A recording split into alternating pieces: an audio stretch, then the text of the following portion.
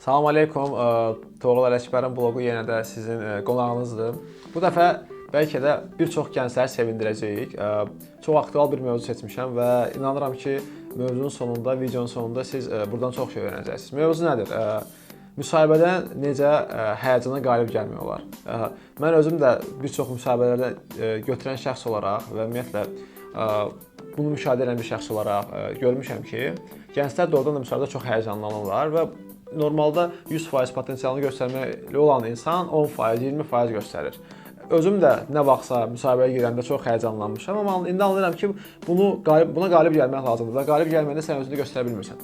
Necə bunu eləmək olar? Birinci gəlin müəyyənləşdirək ki, ümumiyyətlə bu həyəcan nəyə görə yaranır? Səbəblərini bilən var? Məncə yoxdur. Səbəb nədir? İnsanda həyəcan o vaxt yaranır ki, əslində bizdə həyəcanla qorxu yaranır. Qorxu ona görə yaranır ki, bizim bədənimiz bizə siqnal verir ki, bəs burada bir təhlükə var sənin üçün. Çünki insan bədənində qorxu o vaxt yaranır ki, bədəndə, yəni insan həyatında bir təhlükə var. İlk adamlarda bu təhlükə nə vaxt yaranırdı? Tutaq ki, kimləsə döyüşəndə, alov sönəndə, tutaq ki, bir dənə heyvanla vuruşanda, onda bu qorxu və ki, bu normal bir şeydir, yaranır. İndiki halda bizim həyatımız dəyişib, bir heyvanla vuruşmursan ki, ac qalmayasan, digərinlə vuruşmursan, az vuruşursan və s. və Allah. Amma bu qorxu artıq indiki halda bu situasiyalarda bizim izləyir və bizimlə bir yerdə olur. Ona görə də əslində bizim bədənimiz, bizim deyəndə ki, bəs qorxu var, həyəcan var, o bizə demək istəyir ki, sənin həyatın üçün bir təhlükə var, məslində biz bilirik, burada bir təhlükə yoxdur. Yəni, bunu anlamaq lazımdır ki, müsahibədə bizə gələn həyəcanın heç bir səbəbi yoxdur. Birinci nədir? Müsahibə nədir? Yəni siz bir dənə fikirləşin ki, bu sadəcə bir müsahibədir. Bu müsahibədən keçməsə siz ölməyəcəksiniz, yanmayacaqsınız, evdə qalmayacaqsınız. Ümidvaram ki, qalmayacaqsınız. Yəni siz ayrı müsahibələr də olacaqdır. Biz çox vaxt müsahibəni gözümüzdə çox böyüdürük deyə insan müsahibəyə hazırlaşarkən belə girəndə və girməmişdən əvvəl çox həyəcanlanır və özünü göstərə bilmir. Birinci qanun odur ki, bu sadəcə müsahibədir. Bu müsahibələrdən biridir və sonuncu deyil. Ona görə də biz çalışmalıyıq ki, maksimum özümüzü göstərə bilək. Mən bundan əvvəl bir dənə videom vardı, keçən çəkmişdim, şir və dovşan. Müsahibəyə gələn iki cür insan var. Qısa olaraq desək, birinci dovşandır. Dovşan müsahibəyə girir və qorxur. O düşünür ki, sadəcə qarşı tərəf ona sual verə bilər və o insan seçmir. Dovşanın heç bir sualları olmur. O sual verməyə gəlmir. Məqsəd odur ki, tez bir zamanda təhlükəsiz şəkildə otağı tərk etməkdir. Bir də var şir. Şirlər bilirlər ki, müsahibə iki tərəfli bir prosesdir. Şirlərin öz sualları olurlar və şirlər anlayırlar ki, onlar da seçim edirlər və onlar da ona görə buna bağlı suallar verirlər. Bu illərdə mən anladım ki, üçüncü cür məxluq var. Bunlar öküzdür. Bunlara mən öküz deyirəm. Öküzlər özlərindən çox razıdırlar.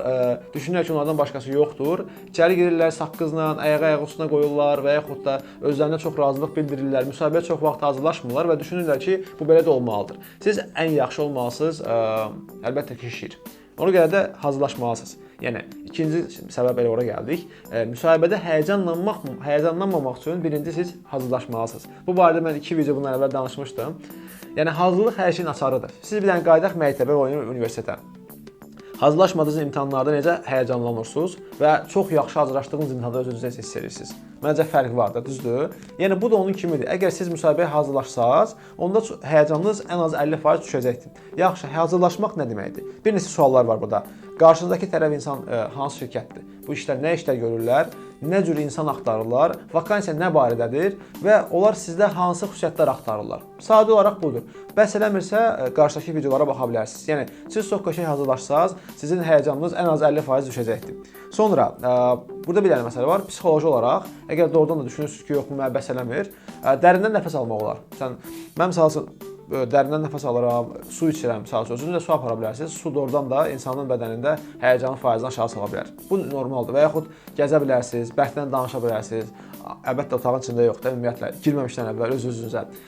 Çox vacib məqam, özünüzü həvəsləndirməlisiniz. Məsələn, mən müsahibəyə girməmişdən əvvəl mən deyirəm ki, yox da sen bacaracaqsan, sən zorsun, sən əlasan, sən niyə seçməsin araq, səni seçəcəklər.